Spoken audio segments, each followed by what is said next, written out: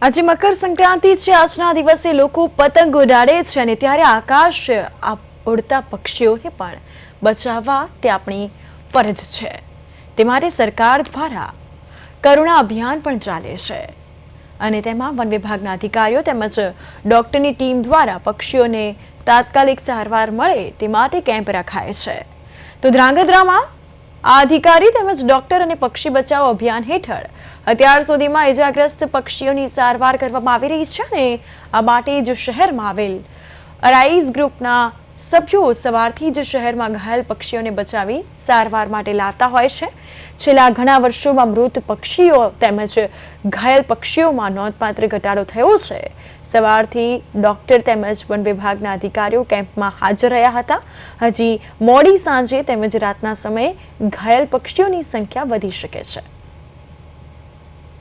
ગુજરાત સરકારના વન વિભાગનો એક ખૂબ જ મહત્વનો કરુણા અભિયાન કાર્યક્રમ દર વર્ષે 10 જાન્યુઆરીથી 20 જાન્યુઆરી વચ્ચે થતો હોય છે। આપણે ધ્રાંગધ્રા શહેરમાં પણ બે જગ્યાએ મતલબ જે બી બર્ડ્સ ઇન્જર્ડ થતા હોય છે એનું રેસ્ક્યુ કરવામાં આવે છે અને એમાં ખાસ કરીને પશુ દવાખાનું જે છે આપણું ધ્રાંગધ્રાનું ત્યાં આપણે એની ટ્રીટમેન્ટ કલેક્શન સેન્ટર બનાવેલું છે અને બહુ સારી રીતે અહીંયા સ્ટાફ બી એક્ટિવ થઈને કામગીરી કરે છે।